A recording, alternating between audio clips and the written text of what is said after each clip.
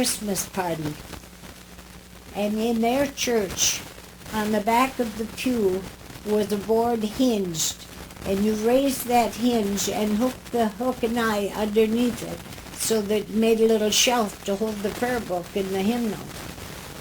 And I was so fascinated looking at the Christmas tree, I put my hands up there and somebody raised it and shut the, and got the, these two really took it.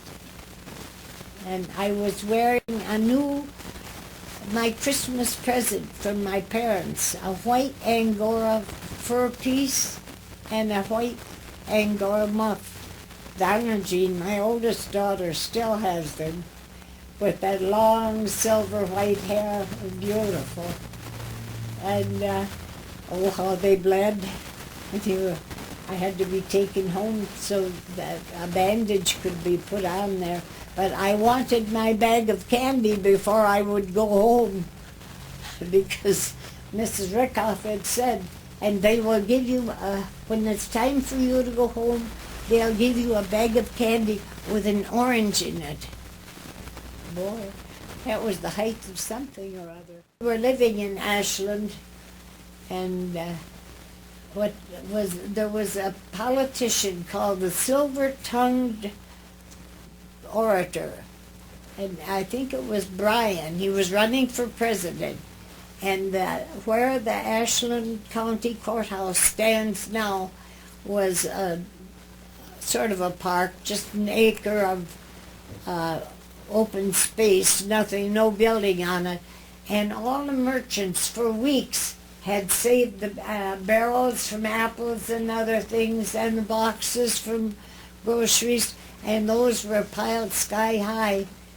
And when Silver-Tongued Bryan gave his presentation, my father insisted on taking me down. He wanted me to know what a good orator was, so that when I grew up I would have brains enough to study my grammar, and so that I could speak clearly, and which wasn't always the way it came out. But anyway, I remember standing there with him watching that bonfire, and above that crackling noise trying to hear this man. I don't know yet what he said. I suppose I could read it if I looked in history or an old copy of the Ashland Daily Press.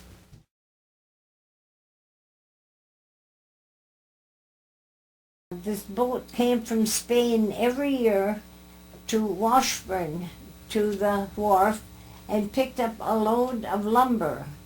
And whether, I couldn't tell you now, but I assumed that it was white pine, because that was much valued, and then took it back to Spain. And every year when they came, they had my parents come to the boat and have dinner with them one night, because it took quite a while to get the lumber bought and loaded, and the clearance papers coming in and going out, and all that red tape.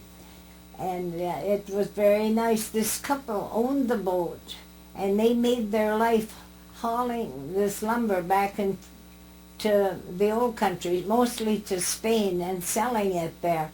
And when they came, they always brought my parents what they called a firkin, a wooden pail that was wide at the bottom and narrowed to the top, with a big round wooden circle for a cork. And of course my folks liked it very much, and my father would give them fish, because he was a good fisherman, and I don't know how they liked it, because when they were becalmed some places, they had a motor and sail. Then they would fish and have that for food.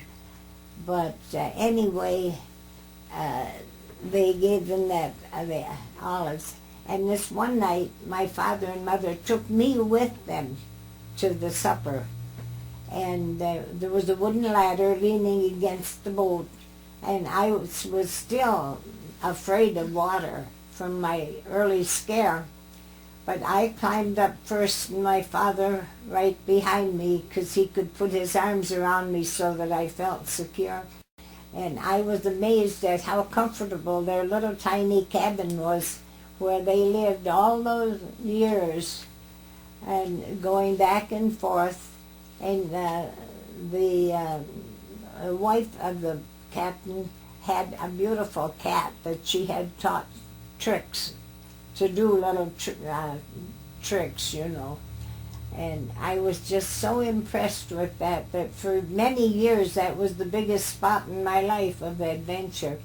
Going, the name of the boat was the Helvetia, and on their way back down they sank in one of those quick storms on Lake Huron, and everybody was lost.